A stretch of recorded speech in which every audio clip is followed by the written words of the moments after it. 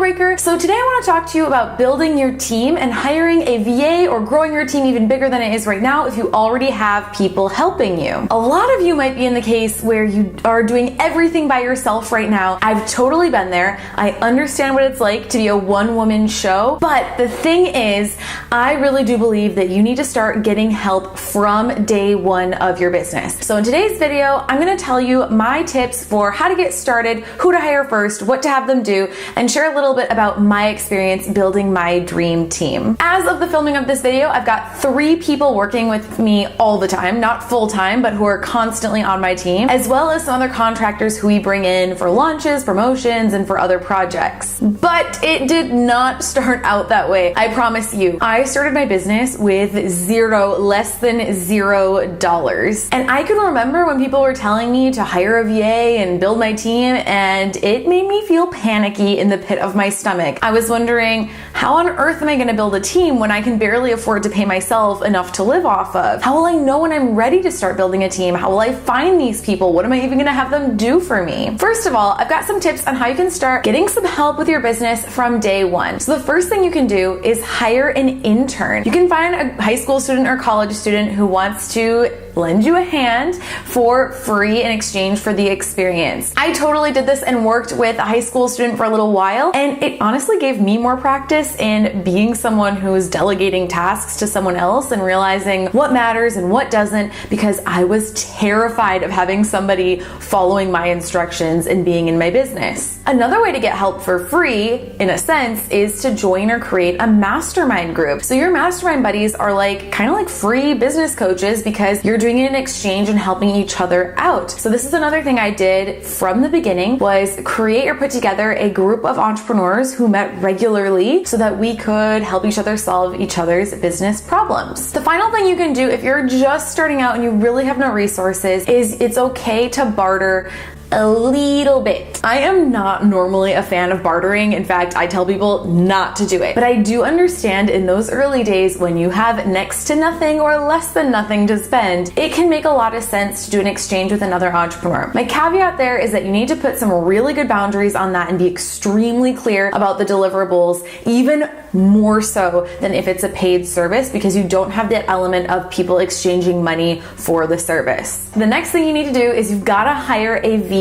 A virtual assistant is an essential job role in every single online business. That means you too. I understand it can be terrifying and you might think you don't have the resources to spend, but what I want to tell you is you don't have the resources not to spend on a VA. If you are doing all the things in your business, you are constantly changing from one task to another. It is wasting so much energy for your brain to be able to switch between those different types of tasks. There's a lot of admin work and customer service and blog post publishing that a virtual assistant could do for you to make a lot more space in your day to focus on the things that are actually building the business and bringing in revenue. Remember, every time you bring someone on the team, the goal is for that role to help your revenue become even larger. So you shouldn't look at it as losing the money in the team member. What you're doing is making an investment in the team member so that the return on that investment is going to be much bigger. When it comes to hiring a VA, there's a few ways you can go. You can go with an agency. You could hire someone you already know. You can look for referrals for a great VA in some great business entrepreneur Facebook groups. I personally started with a virtual assistant agency, and I found that a lot better for me at that phase because I liked the element that the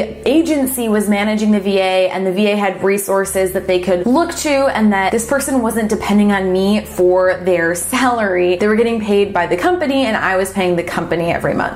If you look to hire a friend, I want to put a big warning sign on that. I have heard nothing but horror stories from people hiring their friends. A VA needs to have very specific skills. You don't want to just have any old person doing these things. Working with friends can become really tricky because what you'll soon find out is that your friend doesn't do things the way you necessarily want, and because they're a friend, they might not necessarily treat you like they would any other type of employer, and it causes problems. You hear me on that? that one? I've ultimately found that the best way to find the very best people is to get referrals from other entrepreneurs. Be careful with that as well. Just because somebody you really know, like, and trust has recommended a contractor, a VA, or any other type of position does not mean that person is amazing. All right, step 3 then is to figure out what to hand over to these people on your team. So the people on your team are going to be taking away tasks from your plate that are not in your zone of genius, that you don't love doing, and that frankly are a waste of time for you to be doing. Your business is losing money because you're doing these tasks. What I recommend doing here is making an ongoing list of things that you don't want to do. This is a task that my business manager has me do to this day so that we can always be looking at the tasks that need to be continuously removed from my plate over time. The goal then is to figure out which of these tasks you can hand over to a VA easily. And some good ideas for those things are customer service and inputting your blog post content. I personally don't like doing any tasks that feel boring, repetitive, and non-creative. So those are the things that I hand over first and foremost. I've actually created a worksheet for you